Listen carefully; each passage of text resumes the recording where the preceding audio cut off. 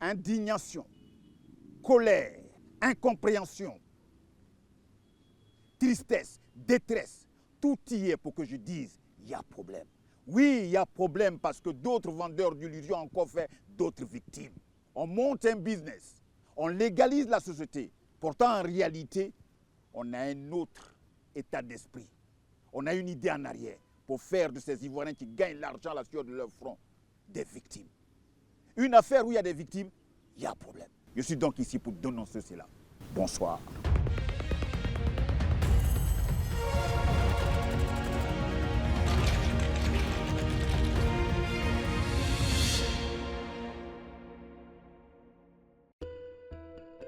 Ce soir, dans Y'a Problème, focus sur les arnaques à l'investissement. Un phénomène qui peut frapper n'importe qui. Chaque année en Côte d'Ivoire, des milliers de personnes tombent dans le piège de faux placements aux promesses alléchantes. VTC, moto, transport, revenus rapides. Derrière les publications séduisantes sur les réseaux sociaux et les témoignages rassurants, des victimes disent avoir perdu toutes leurs économies. Des techniques bien rodées, des méthodes redoutables et un préjudice estimé à plusieurs milliards de francs CFA. Marie fait partie des 400 souscripteurs qui disent avoir été grugés par Phoenix Transport. Cette société proposait un système d'investissement autour de motos confiées à des livreurs. Le principe semblait simple, acheter une moto, confier un livreur, la société la met en circulation et le souscripteur reçoit chaque mois des retours sur investissement. Convaincu par les promesses et les témoignages, Marie investit ses économies. J'ai acheté la première moto, coûtait 450 000 francs. Donc chaque mois, je devais percevoir la somme de 120 000 francs chaque mois. Sur combien de temps? 1 an. Sur 1 an. Et la seconde, bon, ils ont dit deux motos jumelées, elle faisait 1 500 000 francs. Donc ça aussi, je dois percevoir 300 000 francs chaque mois. Okay. Et quand la date de carence est arrivée, en temps normal, en février 2025, je devais percevoir mon argent. C'est-à-dire les versements. Le premier versement. Voilà. Et j'arrive là, j'appelle, on me met ici, on me met ici, on me met ici, on me met ici. Un mois après, toutes ces démarches-là, j'allais porter une plainte au commissariat. Depuis 2023, Marie investit près d'1 300 000 francs CFA, sans jamais percevoir les retours sur investissement promis par la société. Bon, d'abord, découragée, abattue, parce que c'est un prêt que j'ai pris. C'est des moments difficiles. Moi, j'ai un grand frère qui a fait une dépression. Donc, quand j'ai vu l'aubaine, je me suis dit, bon, si j'investis là-bas, ça me permettra de pouvoir faire les soins de mon grand frère. C'est là que j'ai emprunté de l'argent, plus le peu que j'avais, et j'ai ajouté pour aller faire l'investissement. Aujourd'hui, ça m'a mis vraiment pas possible. Tout a chamboulé. Aujourd'hui, le grand frère est dans la rue, parce que je n'arrive même pas à subvenir à ses besoins. Puisque le projet était que si chaque mois je recevais de l'argent, je pouvais payer ses soins à Benjerville, dans l'hôpital, mais en fait que je n'ai pas pu. Aujourd'hui, je suis vraiment endettée. Je suis obligée de faire d'autres choses pour rembourser le crédit que j'ai pris. Derrière Phoenix Transport revient régulièrement le nom de Kipré Babo Franck, présenté comme le directeur général de la société. Plusieurs souscripteurs affirment qu'il a déjà été convoqué par la police et la gendarmerie. C'est lui au cœur de ce vaste système, ayant plongé de nombreuses victimes comme Marie dans de graves difficultés financières. Le monsieur nous fatigue. Il nous fatigue vraiment. S'il peut nous rembourser, qu'il nous rembourse. Il peut nous rembourser, qu'il nous rembourse. Parce que le projet est faisable. Nous ne sommes pas des idiots, des idiotes pour aller investir quelque part sans avoir étudié le projet avant. Le projet est faisable. Sur papier, le projet semblait pourtant rentable. Pour une moto achetée à 450 000 francs CFA, Phoenix Transport assurait la gestion complète de l'engin, confié à un livreur. Avec des recettes journalières estimées à 20 000 francs CFA, l'entreprise promettait 120 000 francs CFA mensuels aux souscripteurs après 3 mois de carence. Le reste devrait couvrir carburant, entretien et frais de gestion. Mais malgré ce modèle présenté comme viable, près de 400 souscripteurs affirment aujourd'hui n'avoir jamais reçu les gains promis. Avec le numérique, les offres d'investissement se multiplient sur Internet. Sur les médias sociaux, les escrocs diffusent des annonces séduisantes, promettant des revenus simples, rapide et sans effort. Cabran Parfait, lui, a perdu plus de 3 600 000 francs CFA. Parmi les premiers souscripteurs, il commence avec une seule moto achetée à 550 000 francs CFA. Après 2 mois d'attente, il reçoit effectivement ses premiers retours sur investissement. Rassuré et mis en confiance, il décide alors de souscrire à 7 autres motos. Mais très vite, les paiements s'arrêtent et le rêve tourne au cauchemar. J'avais déjà souscrit à 3 la première semaine et la seconde semaine, il y a eu une semaine d'intervalle. Je suis allé souscrire aux 4 autres. Voilà. Donc, j'ai souscrit à ces 4-là. Mais comme je le disais, à partir de octobre, voilà, ils ont arrêté les paiements de la première moto et encore les motos électriques qui devaient commencer à être payées. Là, tout ça, rien n'a été payé parce que c'était une crise. Et quand on y allait, on voyait même des gens qui venaient pour faire de nouvelles souscriptions. Il y en a qui sentaient que, bon, il y avait quand même des mécontentements, mais ils réussissaient quand même à faire souscrire d'autres personnes encore. Donc, quelque part, c'est cet argent qu'ils recueillaient en dernière position là, qu'ils nous donnaient à nous les premiers. Sinon, il n'y avait pas en temps réel, il n'y avait pas de moto qu'il avait acheté. Et lui-même, il nous a dit ça une fois qu'on allait. Dès qu'à cause de la crise qui était au sein de son entreprise, il n'a pas pu acheter les motos électriques. À cet instant, les versements cessent brutalement et les remboursements deviennent impossibles. Les plaintes des souscripteurs se multiplient, tandis que Phoenix Transport s'enfonce dans une profonde crise. Colère, inquiétude et incompréhension gagnent alors des centaines de victimes. Donc s'il n'a pas pu les acheter, mais remets-nous notre argent. Voilà là où se trouve le problème. Donc je commence mes plaintes déjà à la gendarmerie de Cocody. Est-ce que vous voyez? La première plainte, je suis allé me plaindre à la gendarmerie de Cocody. Il a envoyé son représentant, en ce moment c'était M. Fulgence Sessou, et on s'est rencontrés à la gendarmerie. À la gendarmerie, ils nous ont dit non, comme c'est une histoire de contrat, allez vous entendre. Ok, on est revenu, c'était toujours les mêmes choses. On revient, il dit non, si lui doit nous rembourser, il va prendre 75 000 sur chaque contrat. Voilà sa condition. Et il nous rembourse la différence.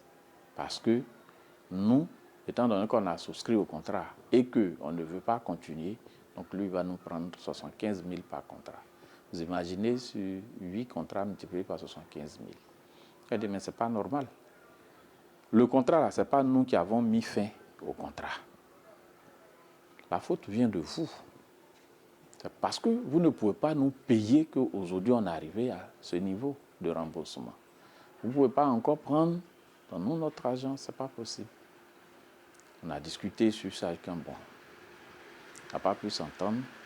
Et puis bon, comme je disais, quelqu'un a porté l'affaire au niveau de la police économique au plateau. La société dans laquelle Parfait affirme avoir été grugé fait partie des nombreuses entreprises proposant des investissements autour des VTC et motos de livraison. Ces dernières années, plusieurs scandales financiers similaires ont secoué l'opinion publique, notamment des affaires comme Sotoc ou KDS. Des systèmes souvent comparés à des mécanismes de type Ponzi, où l'argent de nouveaux souscripteurs sert à payer les anciens. Bénédicte, elle, affirme avoir souscrit chez Elite Alliance, une autre affaire qui a fortement attiré l'attention ces derniers jours.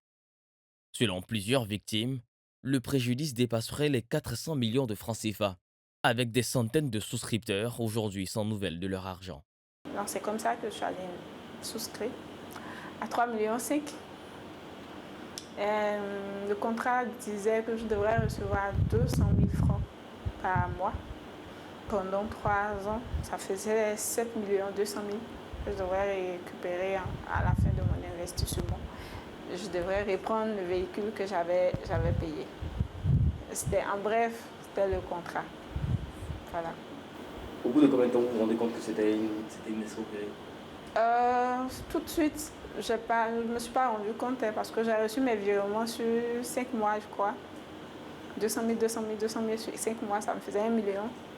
Et un jour, j'étais là, quelqu'un du ministère que je connaissais m'a appelé pour me dire, c'est vrai que tu m'as dit que tu as investi dans tel domaine, mais il est mieux que tu ailles récupérer ton argent parce que l'État est en train de voir comment fermer l'agence.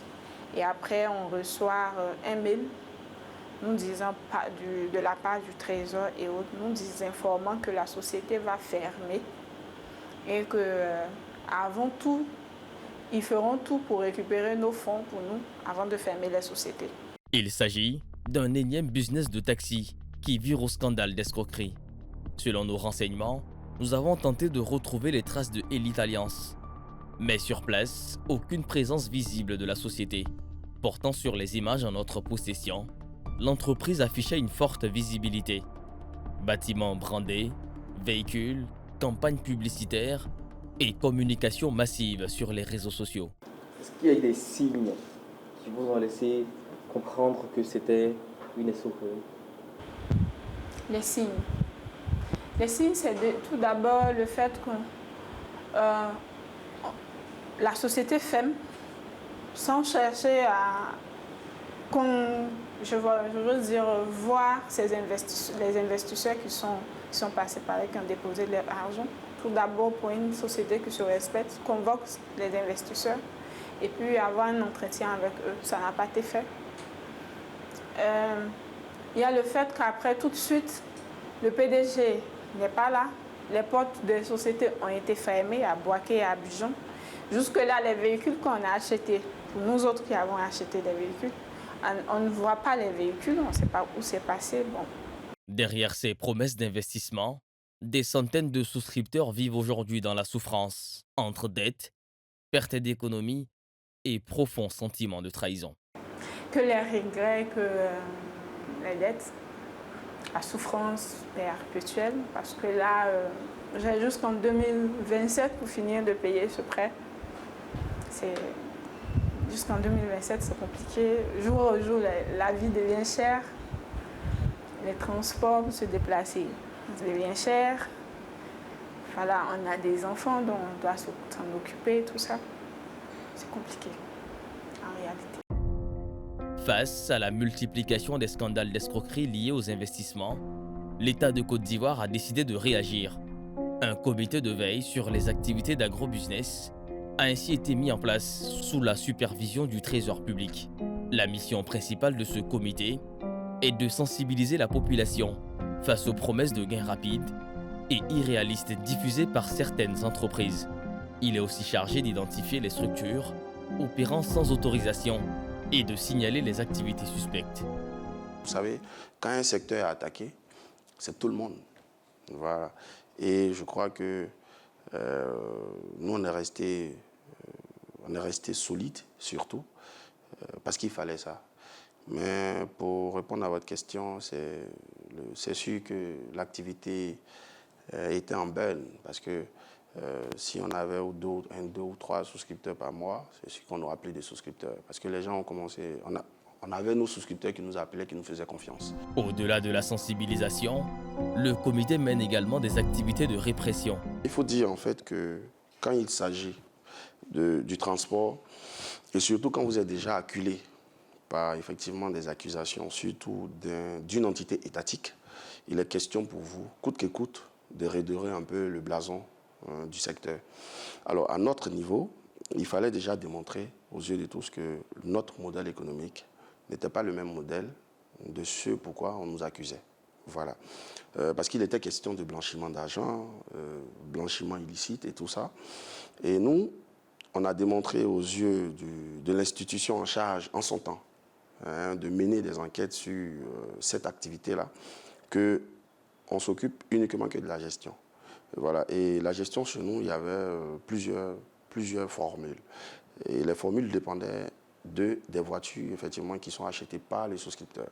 Donc, on se mettait en tant que revendeur de véhicules, mais aussi on ne refusait pas pour celui, effectivement, qui achetait ces véhicules et il nous confiait la gestion. Selon plusieurs observateurs, 8 à 9 entreprises du secteur peineraient aujourd'hui à respecter leurs engagements.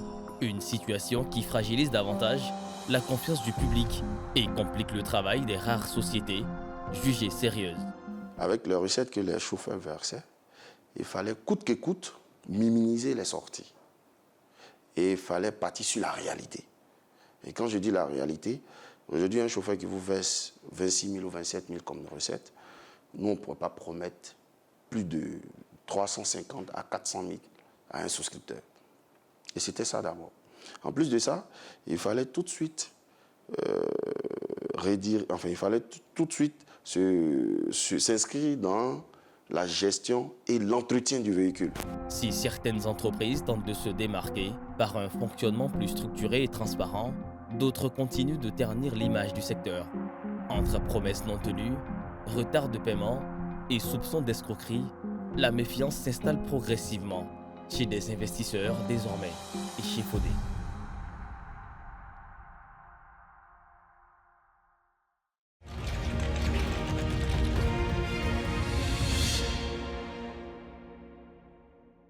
C'est avec beaucoup de peine, beaucoup de tristesse que je me dois de conduire donc ce débat.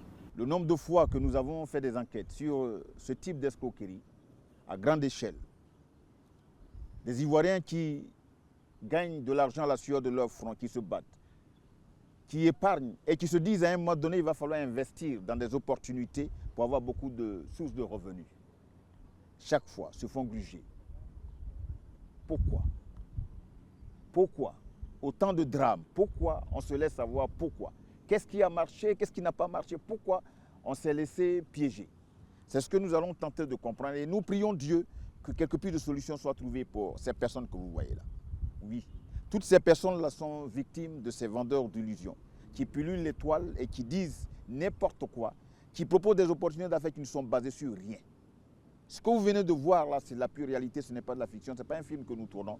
La preuve, les victimes sont là.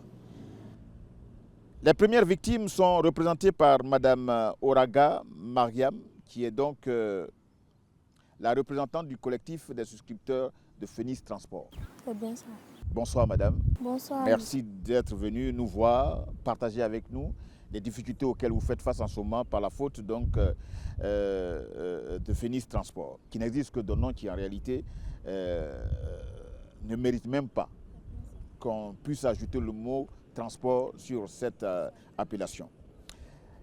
À côté de moi, c'est le docteur Dobi Prosper. Vous êtes le représentant du collectif des souscripteurs Elite Alliance. Exact. Ok. Elite Alliance, qu'est-ce que c'est? Elite Alliance, c'est une entreprise qui a à son sein plusieurs offres, qui présentait plusieurs offres, maximum 4 offres. Donc il y avait le transport de 3 catégories et il y avait aussi les voyages. Donc il présentait plusieurs offres auxquelles les souscripteurs dont nous avons souscrit. C'était quoi ce modèle économique? Ce modèle économique, il y avait d'abord Elite Autocar, où il y avait 3 produits dont on appelait le produit VTC1, VTC2, VTC3. Et les prix étaient de 1 million, 1,5 million, 2 millions. Et la durée du contrat, c'était 3 ans. Et pendant les 3 ans, chaque trimestre, après avoir validé le contrat, après 93 jours, vous devez recevoir, pour ceux qui ont investi 1 million, vous devez recevoir 150 000 francs le trimestre, 300 000 francs le trimestre. Ceux qui ont investi 450 000 francs, 1,5 million, devaient recevoir 450 000 francs. Ceux qui ont investi 2 millions devaient recevoir chaque trimestre 600 000 francs. Ça, c'était la première catégorie d'offres. Il y avait la deuxième catégorie d'offres qui était Elite Express. Il y avait la moto dedans, Elite My Pro Plus. Et ça, la durée du contrat, c'était 2 ans. Et cela va de 1 million, de 500 000 francs à 4 millions. Et vous avez durée du contrat, c'est 2 ans, mais après un délai de carence de 93 jours. Et là, vous devez recevoir les mêmes montants, soit 150 000 francs le trimestre pour la moto, ainsi de suite. Après cela, il y avait un autre contrat qui a appelé Elite Sortie Autocar, mais là, à la signature du contrat, il y a le souscripteur qui désire le véhicule qui doit lui appartenir après les 3 ans de contrat. Et donc, eux là, ils recevaient 200 000 francs par mois, jusqu'à 3 ans. Et après, il y avait la dernière offre, c'était les voyages. Eux, ils devaient payer 2 500 000. Et Elite Alliance était comme un intermédiaire entre une société canadienne et qui devait, à la fin des 4 mois, donner un permis de travail et un visa Canada. Voilà les 4 types de produits qui nous étaient présentés. Alors, quels sont d'abord comment vous les contactez? Comment eux, ils vous contactent? Cette offre-là, ils vous l'ont fait où? Ils sont passés à la télé? D'abord, il y a certains qui ont reçu l'information à partir des réseaux sociaux. D'autres, et pour avoir la confirmation, sont allés à l'entreprise. Quand vous allez à l'entreprise, après l'information que vous avez, quelles sont les garanties qu'ils mettent en face pour vous dire que c'est un modèle économique très rassurant? D'abord, ils nous présentent un contrat en bonne et due forme, un contrat formel. Et après des clauses, ça nous donne un engagement clairement présenté. Ces clauses engagent leur responsabilité. Donc à partir de là, nous étions quelque part rassurés. Deuxièmement, nous avons vérifié si l'entreprise avait une existence légale. Nous avons vérifié que l'entreprise avait une existence légale. Lorsque nous avons vérifié au niveau de l'augmentation du capital, parce que d'abord c'était une société unipersonnelle, après c'est devenu une SA, et donc de 10 millions de capital, il est passé à de 5 millions de capital, il est passé à 10 millions. Donc nous connaissions, nous avions l'adresse du notaire. Donc il y avait une annonce légale. Donc c'est tous ces éléments. Non, vous connaissez l'adresse du notaire. Vous êtes allé voir le notaire? Non, nous ne sommes pas allés rencontrer le notaire. Vous vous êtes fait accompagner par un conseil juridique? Non. Mais en leur sein, il y avait un conseil juridique. Oui, je suis d'accord. Je dis, ça fait combien de temps que vous avez entamé cette relation commerciale avec eux?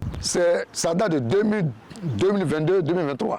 2022-2023, donc c'est tout frais.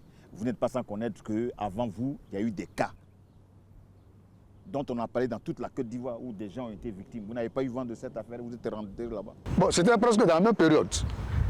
Au moment où il y avait les cas de carrières autres, c'est la même période. Puisque nous avions, dans le temps, rencontré, nous avons porté plainte devant la police économique le 23 août 2023. Qu'est-ce que vous reprochez principalement, vous les victimes? Vous reprochez quoi à Elite Alliance? Ce que nous reprochons, premièrement, c'est qu'il n'a pas respecté sa part de contrat. C'était quoi sa part de contrat? Sa part de contrat, c'est qu'il devait honorer ses engagements vis-à-vis de nous. C'était quoi ces engagements? Vous avez donné quoi et vous devez recevoir quoi? Nous avions donné, nous avons fait des investissements. Donc, à hauteur de combien?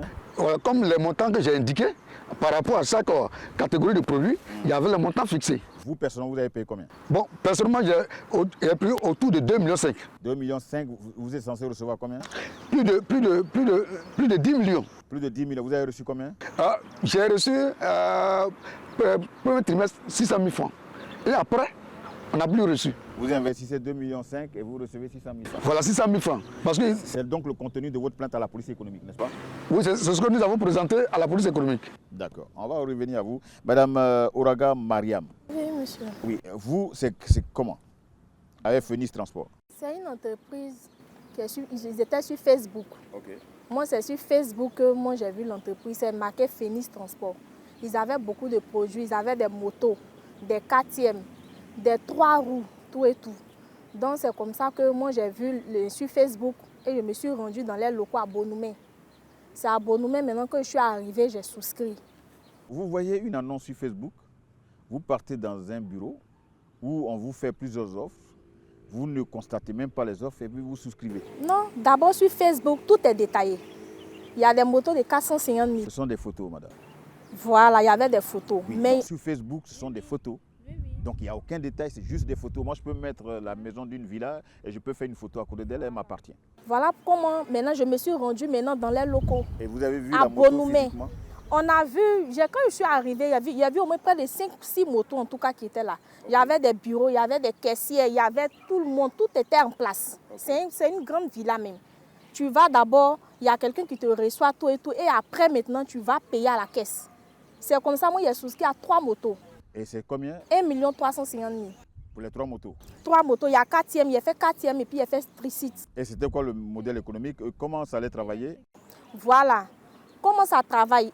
Le monsieur nous a dit que chaque fin du mois, tu investis 595 000 pour 4e et chaque fin du mois, il te donne 100 000 par mois.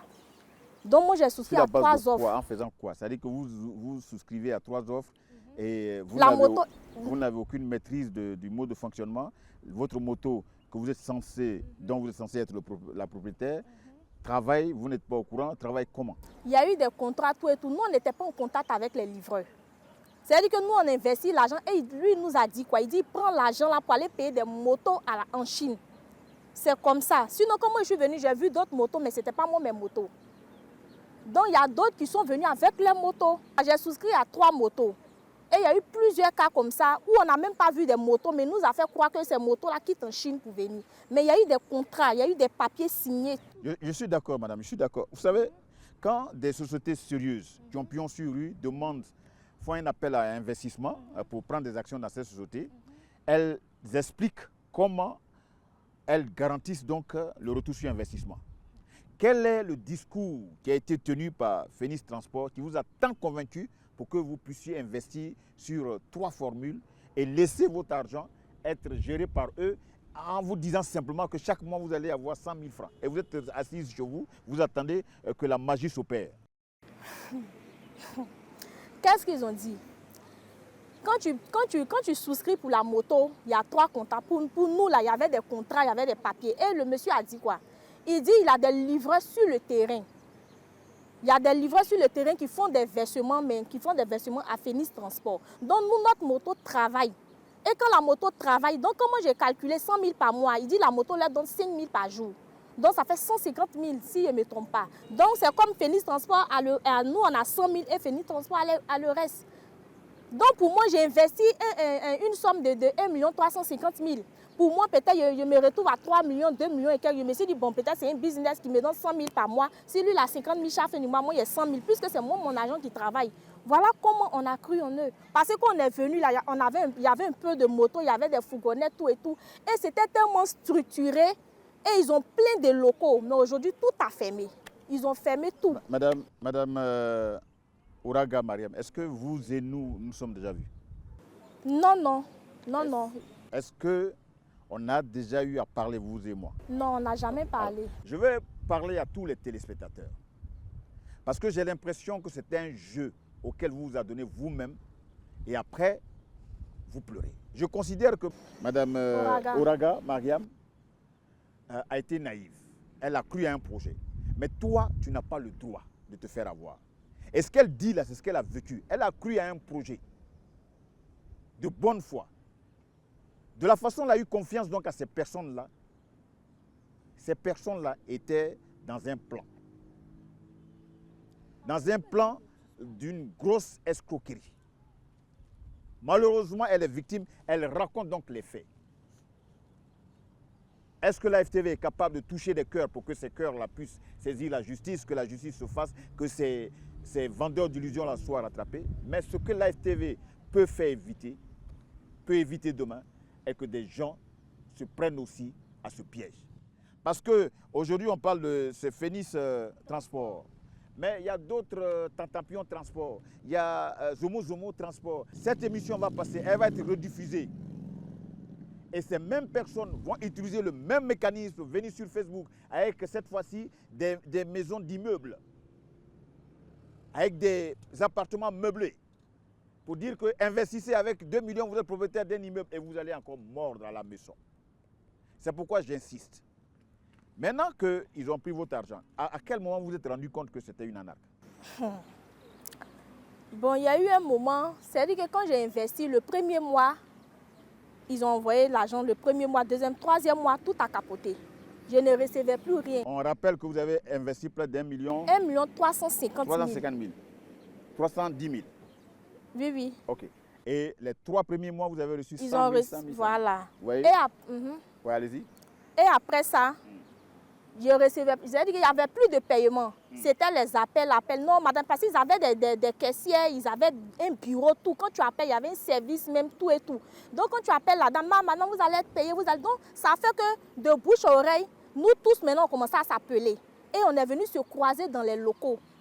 Il y avait du monde, tout le monde, on a commencé à tempêter même dans ces locaux. On a voulu fermer même tout ça. Mais comment, madame, comment vous vous rendez compte que là, les gens ne sont pas sérieux? Et au lieu d'aller voir la justice, vous venez tempêter. Dès l'instant où vous avez eu un aperçu du non-sérieux de cette personne. Oui, on est parti d'abord. Quand on a commencé à tempêter devant ces locaux, parce qu'on voulait, puisque lui-même il était là, donc on voulait notre agent, donc lui il a fait appel à la police. Donc quand les policiers sont venus, ils nous ont pris, ils nous ont demandé qu'est-ce qui se passe. Quand on a commencé à citer chacun, ils disent que l'argent est trop. C'était près même de près de 300 millions. Nous sommes beaucoup. C'est pas tout seul. Nous sommes beaucoup. Je suis dans un groupe où il y a près de 300 personnes. Ils disent que le montant est trop, qu'ils ne peuvent pas. Qu'on n'a qu'à aller à la police. Ils disent que le montant est trop, donc on n'a qu'à partir à la police économique. Eux, ils ne peuvent pas gérer ce cas-là. Ok, donc vous êtes allé à la police économique. On est parti à la police économique, on a déposé des plaintes collectives, on a tout fait à la police économique. Jusqu'à là, il n'y a rien eu. Il n'a pas été convoqué? Rien. Il est là, il n'est pas inquiété, il est là. Vous savez où il est? Il a déménagé seulement que la maison où il était, il a quitté les lieux. Il n'est plus dans la maison que chacun connaissait, quelques personnes connaissaient. Et actuellement, il l'a fait au pôle pénal. Mais jusqu'au jour d'aujourd'hui, là, ça a duré presque 2 ans. Hein. 3 ans, ça n'avance pas. On est là, on tourne en rond. On a essayé de négocier même avec lui pour lui dire, bon, ok, comme tu n'as pas notre argent pour nous donner, on sent que tu ne veux pas nous donner notre argent, il faut nous restituer nos motos. Parce que si tu dis que moi, j'ai souscrit à 3 motos, tu as payé 3 motos. Si tu n'as pas l'argent des 3 motos, ça veut dire que tu peux me donner mes motos. Mais les motos, on ne voit plus de motos. Et jusqu'à, il a eu même à mettre 2 de nos gars en prison. Ils ont failli même les déférer. C'est moi qui étais à la justice pour essayer de voir. Et il a fait signer des papiers à ces gars pour dire que si les gars ne signent pas les papiers, ils vont les déférer. Pourquoi? Parce qu'eux, ils ont été tellement sur l'effet de la colère. Ils disent, bon, nous, on a souscrit à des motos. Tu ne veux pas nous donner notre moto. Donc, eux, ils ont pris des motos là-bas. Ils de force. Puisque les motos étaient garées dans les locaux. Donc, quand ils ont pris de force, lui, il allait porter plainte. Et quand lui, il a porté plainte, ça a porté. Pourtant, nous, il y a longtemps qu'on porte des plaintes. On est là jusqu'à présent. Il y a un lieutenant, même, on a appelé fatigué. Il dit, lui, il est fatigué. On est passé partout. On est allé à la police, pôle pénal. Il y a toutes les plaintes. Il ne répond jamais aux plaintes. Et nos gars ont failli se faire déférer parce qu'ils sont partis prendre la moto d'eux-mêmes. Et il a dit à ce gars-là de faire signer des papiers pour dire qu'ils abandonnent tous les millions qu'ils ont investis. Le gars était obligé de signer les papiers parce que s'il ne signait pas là, il allait se faire déférer. Aujourd'hui, le jeune est rentré sur la Guinée, il a tout abandonné. Pourtant, c'est nous la victime. Mais quand lui, il a porté plainte là, on les a mis derrière les barreaux. Mais jusqu'à là, nous, on est là, ça tourne. Actuellement, la fois au pôle pénal, on va ici, on revient. Jusqu'à il y a d'autres même qui ont perdu leurs femmes. Il y a d'autres qui ont tout abandonné, d'autres sont rentrés au village. Tout le monde. Nous sommes beaucoup de personnes, près de 300 personnes. Ce que j'entends sur le pôle pénal, tout ce qu'on me dit, ce n'est que des choses positives. La justice prend tout son sens. Ce que vous dites, nous, on va leur demander ça. C'est incompréhensible que quelqu'un puisse faire ce que lui, il veut, quand il veut, arrêter qui il veut, alors qu'il vous a grugé. Si les preuves sont irréfutables, sont là, palpables, vérifiables, que vous avez été jugé, il va le payer. Docteur Dobi, à votre niveau, quelles sont les explications qui ont été données par bon, les explications, j'avais au mieux un produit, c'est qu'il y a des personnes qui prennent leur véhicule pour leur donner, pour faire la gestion. Parce que d'abord, il était dans l'achat et dans la gestion du véhicule. Et donc certains prenaient leur véhicule pour leur donner, pour qu'ils fassent la gestion. Et la gestion se trouvait à 5 niveaux. Il y avait la gestion du chauffeur, qui comprenait le recrutement, la formation, et puis le paiement du salaire du chauffeur. Il y avait la deuxième niveau de gestion, c'était la gestion mécanique. C'est-à-dire, il s'agit là de réparer en cas de panne ou d'accident. Il y avait la gestion de l'entretien du véhicule, la gestion de la recette et la gestion administrative. Donc, généralement, quand il nous explique ça, qui figure dans le contrat, quelqu'un qui, par exemple, moi je faisais ma thèse, en ce moment je faisais ma thèse. Donc moi je me dis quoi? Quelqu'un qui prend tout ce temps pour gérer c'est un niveau de gestion.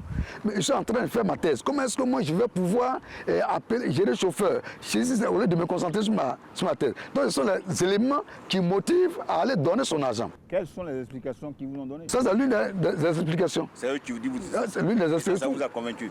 Oui, ça nous a convaincu dans la mesure où on s'est dit il est de bonne foi puisqu'il nous a présenté un contrat en bonne. Alors, vous avez parlé de bonne foi. En réalité, ici, c'est la mauvaise foi de ceux qui sont dans ce secteur d'activité, parce qu'il y en a qui travaillent sérieusement, qui sont très honnêtes, qui ont pion sur rue et qui mènent leur activité sans problème. Sauf que dans chaque secteur d'activité en Côte d'Ivoire, il y a toujours des brebis galeuses. Et ce sont ces brebis galeuses-là que nous dénonçons, dont Phoenix Transport et puis Elite Alliance, qui sont vraiment des vendeurs d'illusions. Quand vous êtes rendu compte que la mauvaise foi était étalée, est-ce que vous avez entrepris une action judiciaire? Oui. Qu'est-ce que nous avons fait? D'ailleurs, il nous avait envoyé un courrier le 31 juillet 2023 pour nous dire que le gouvernement lui a demandé de pouvoir suspendre les souscriptions et de procéder au remboursement des capitaux investis.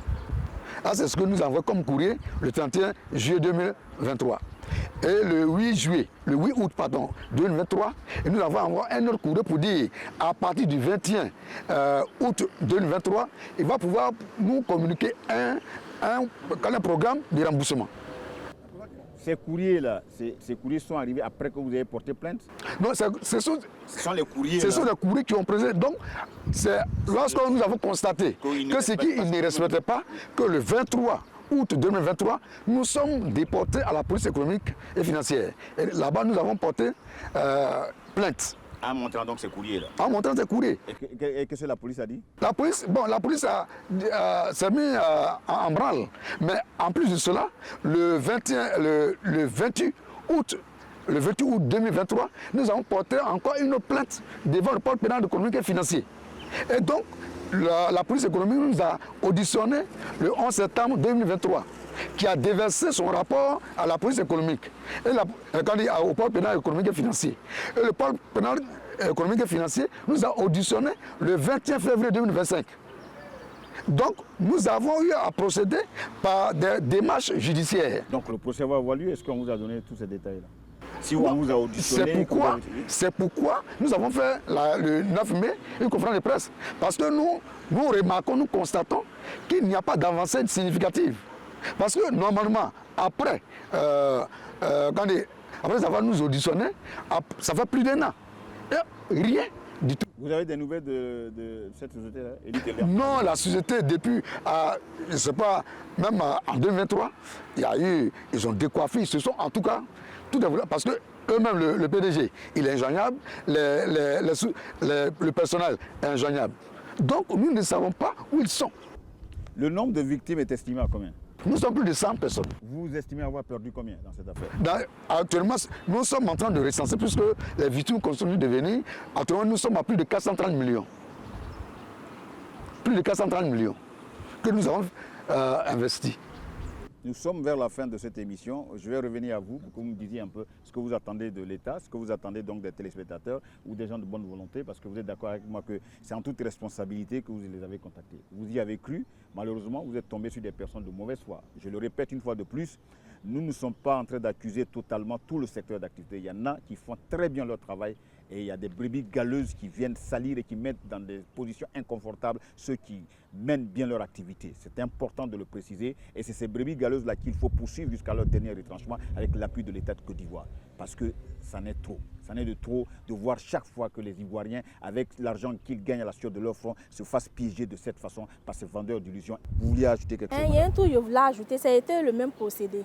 Parce que quand on l'a convoqué au pôle pénal économique, là, lui ont dit là-bas qu'il n'a qu'à arrêter tout, il n'a qu'à nous restituer notre argent. Donc qu'est-ce qu'il a fait? Quand il voit qu'on le convoque, il regarde les personnes qui sont au devant là, il donne 100 000 ici, il donne 50 000 ici. Il y a d'autres personnes même qui reçoivent 30 000 dans près d'1 million. Il donne un peu, il blague les gens et puis il dit qu'il commence à payer. Et qu'on l'appelle là-bas au pôle pénal, non, je commence à payer, je paye. Pourtant tu payes combien? Tu dois au moins 1 million à quelqu'un. Moi comme c'est là, s'il est 1 350 000 là, c'est 150 000 tu m'as donné. Tu payes quoi? Il y a d'autres même qui n'ont rien reçu. Il y a des gens qui ont souscrit, qui n'ont jamais été sur la base des données de Phoenix Transport. Il y a des gens derrière ici, ils ont souscrit 5 francs. Ils n'ont jamais rien reçu. quand tu l'appelles, il nous a bloqués, nous tous. On a voulu parler avec lui, on s'est rendu là-bas. Il a fermé tous les locaux. Il a un à Yopougon, un à Bonoumé, Cocody, il a tout fermé. Et qu'est-ce qu'il fait? Il a fermé les locaux et les numéros là. Il loue les salles qui sont dedans là. Il loue encore les salles là-bas pour des gens qui veulent faire des manifestations, tout et tout. Et il y a d'autres même qui ont fait des formations, des caissières, tout et tout. On s'est croisés tous là-bas. Il a encore pris l'argent de ces personnes-là. Et il n'est pas inquiété. Quand tu parles, il dit, si tu dis, ah, on va voir le monsieur le procureur, on va à la justice, il dit, faites ce que vous voulez. Et il est là, il n'est pas inquiété. Non, il ne peut pas se permettre ça. Vous allez comprendre qu'il ne va pas se permettre ça. Continuellement, ce n'est pas possible. Il nous a tous bloqués. Et il peut pas, oui, mais de cette émission-là, vous allez voir que beaucoup de lignes vont bouger. On est dans un pays, la Côte d'Ivoire est un pays de droit, il ne peut pas se permettre ça, c'est ce que je vous dis. On va écouter donc certaines victimes qui sont sur ce plateau. Ils vont aussi partager avec vous, chers téléspectateurs, leur détresse. Les victimes de Phoenix Transport, une société qui s'est constituée légalement et qui a monté un modèle économique auquel on crut donc que ces victimes, sauf que lui, il savait ce qu'il faisait et il leur envoyait de temps en temps un peu d'argent. Et quand il voit que beaucoup de gens veulent grogner, il prend 2-3 personnes et comme nous, on est beaucoup faible devant l'argent, il donne 30 000, 50 000. Et après, il fait croire à la loi que non, il a commencé à payer. Et les autres qui ont reçu témoignent qu'ils ont été payés. Dès l'instant où vous dites à la loi que vous avez commencé à recevoir, effectivement, ce n'est pas c'est comme ça la loi agit selon les différents articles. C'est comme ça même il procède. La loi n'agit pas selon nos émotions.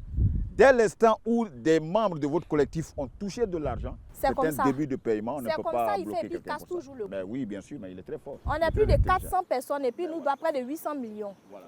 Et il n'y a pas toutes les 400 personnes ici, mais il y a certaines personnes qui sont là, que nous allons devoir donc écouter. Merci pour la parole. Donc je me présente, je suis M. Mouitsou Nel Oliver, ressortissant congolais. J'ai souscrit au contrat de Phoenix Transport avec M. Babo Kipré. J'ai totalisé près de 12 contrats avec M. Babo, environ près de 15 motos, investi près de 12 millions. Donc j'allais recevoir environ 300 000 francs par mois. Et sur 2 mois, j'ai reçu 600 000, c'est-à-dire 300 000 francs. Et jusqu'ici, plus de suite. Donc j'ai essayé plusieurs fois de convoquer M. Babo à la police, par-ci, par-là, même au pôle pénal, j'y suis y allé. Ça n'a donné pas de suite. Et aujourd'hui, je reste sans suite. J'appelle tous ces contacts. Rien ne passe, rien ne fonctionne. Et donc, c'est vraiment l'une de ma présence ici. Et aujourd'hui, moi, j'appelle ou j'invite à nos autorités, sinon à la police, de véritablement nous assister, je vais dire dans ce déluge là où nous sommes tombés, afin de permettre à ce que M. Babo réponde de ses actes et puis justice soit faite. Bonsoir, je m'appelle Bour-Émilie Adjoa Estelle. Je suis l'une des victimes de Phoenix Transport. J'ai souscrit à Phoenix Transport depuis l'année 2024. Jusqu'à aujourd'hui, je n'ai rien encore reçu. J'ai reçu à une valeur de 1 145 000. Il y a épuisé cette année de mes économies. Aujourd'hui, je n'ai plus rien. On vous demande à l'aide, aidez-nous. Je ne suis pas la seule. Il y a plusieurs personnes, plusieurs jeunes qui ont cru à ce projet, qui ont investi, se retrouvent piégés aujourd'hui. Aidez-nous, aidez-nous. Bonsoir à tous. Je suis M. Bamba Saï. J'ai investi près de 8 millions à Elite Alliance. Dans la vie, tu peux tomber sur un maillant, mais le maillant qui est fait exprès, ça, c'est pas bon. Donc, je souhaiterais que l'État, le président, son excellence, nous vienne en aide. Sincèrement, on demande pardon parce qu'on est tombé dans une situation que nous-mêmes, on ne savait pas que c'était mauvais. On aurait bien voulu continuer. Malheureusement, nous sommes à la fin de cette émission, mais vous avez l'opportunité de lancer un appel ou donner votre mot de fin. Ok, je voudrais vous dire merci de me donner l'opportunité de pouvoir échanger avec vous sur ce dossier qui est aussi avilissant, humiliant, frustrant, parce que tu t'en vas donner ton argent à une structure en laquelle tu crois et qui a donné déjà des prémices de bonne volonté, mais c'était tout ça dans une manipulation véritable. Et aujourd'hui, nous nous trouvons dans une situation désagréable. Les gens sont dans la misère, dans la souffrance. Et donc, c'est pourquoi lorsque nous avons constaté que le dossier n'avance pas, on a dit, mais pourquoi ne pas faire la communication autour pour que nous puissions informer le public, pour que nous puissions aussi alerter, pour que il n'y ait pas de nouvelles victimes. Et surtout, pour que nous puissions attirer l'attention de nos autorités. Parce que c'est nous qui avons rencontré, nous avons informé le comité de veille. Et nous avons informé le comité de veille le 17 octobre 2023. Et le comité de veille nous a rencontrés le 3 novembre 2023. Et normalement, nous souhaitons, puisque c'est un instrument du gouvernement, nous voulons l'implication du gouvernement pour que puisse mettre évidemment en alerte la diplomatie. Parce que celui qui qui a pris notre argent, que nous ne retrouvons plus, que nous n'avons aucun contact avec lui, il s'appelle Koumako Kossi. Il s'appelle comment? Koumako Kossi. Koumako Kossi. Il est de nationalité togolaise. Donc nous pensons, avec l'implication du comité de veille, avec les instruments de l'État, avec la collaboration certainement avec l'État togolais, on peut pouvoir l'arrêter et de venir répondre à ces actes. Okay. Maintenant, c'est ce qui nous a motivé à aller à la justice, au plan pénal économique. On disait que c'est un instrument de l'État qui ne laisse pas tomber la population ivoirienne. Lorsqu'ils sont dans des situations similaires que nous vivons, ils vont jusqu'à attraquer ceux qui sont accusés, ceux qui sont responsables. Et donc jusque-là, nous sommes étonnés qu'après un an, après nous avoir auditionné un an, nous ne voyons pas véritablement pôle pénal économique et financier en train de déployer sa puissance judiciaire pour qu'on puisse arrêter et qu'il puisse venir répondre de ses actes. Parce que cela permettra à ce que n'importe qui ne se lève pas pour venir manipuler les Ivoiriens et puis prendre de l'argent et aller s'asseoir. Je ne suis pas du pôle économique et financier, mais moi je peux vous donner, en tant qu'homme de médias, pour ce que j'attends et ce que je vois, votre dossier ne va pas rester lettre morte. Et là, je vous le dis. Nous profitons pour vous dire merci. Merci de l'occasion que vous nous donnez pour être encore davantage le porte-parole de tous ces souscrits que nous sommes qui avons été dépouillés de notre bien. Donc nous disons, parce que le procureur, qui était chargé, celui qui était chargé de notre dossier, et il y a un nouveau juge d'instruction. Donc, avec votre contribution, nous souhaitons que vous parlez. Non, la justice que les Ivoiriens qui ont eu à faire un investissement de bonne foi soient en train de mourir, sont en train de souffrir. Aide-nous. Force à vous. Madame Mariam, votre mot de fin. Bon, nous disons merci à Live TV et puis nous disons aussi merci à toute l'équipe. C'est que moi, j'aimerais dire, vraiment, on s'est fait avoir par cette entreprise qu'on appelle Phoenix Transport. On a cru au projet. Tout était bien mis, tout était bon. Mais vraiment, si nous on savait que c'était un truc comme ça, on n'allait pas aller investir notre argent dedans. Et on a investi, tout est tombé à l'eau. Et le monsieur est là, c'est-à-dire qu'il est là et puis il n'est pas... Comment il s'appelle le monsieur? Baboto Kipré Franck. Donc, on demande pardon aux autorités d'essayer de se pencher sur notre cas parce qu'on a tourné partout. On est allé au pôle économique, on est allé au pôle pénal, on est parti partout. Et jusqu'à là, le monsieur n'est pas inquiété. Et il y a des gens qui n'ont rien reçu, d'autres sont rentrés au village. Il y a un dedans qui a perdu sa femme. Il allait pleurer même devant le monsieur. Il n'a même pas eu pitié. Moi-même, j'ai perdu mon grand frère. J'ai pleuré même à ses pieds. Il ne m'a rien donné. Donc vraiment, on demande pardon aux autorités. Ils n'ont qu'à mettre la main sur ce monsieur-là. Il nous restitue notre argent, mais il n'a qu'à payer pour ce qu'il nous a fait. Merci, Madame Mariam. Rappelez-moi le nom de l'autre monsieur. Koumako Kossi. Monsieur Koumako Kossi, monsieur Baboté Kipré Franck. Par votre faute, aujourd'hui, là, ces personnes sont assujetties, sont obligées de gérer des humains de d'autres personnes parce qu'elles n'ont absolument rien. Le peu qu'elles ont gagné à la sueur de leur front se retrouve dans vos mains. Et personne ne met la main sur vous. La justice des hommes peut montrer sa limite, mais la justice divine, elle est sans pitié. On se retrouve un autre dimanche pour d'autres problèmes. Bonsoir.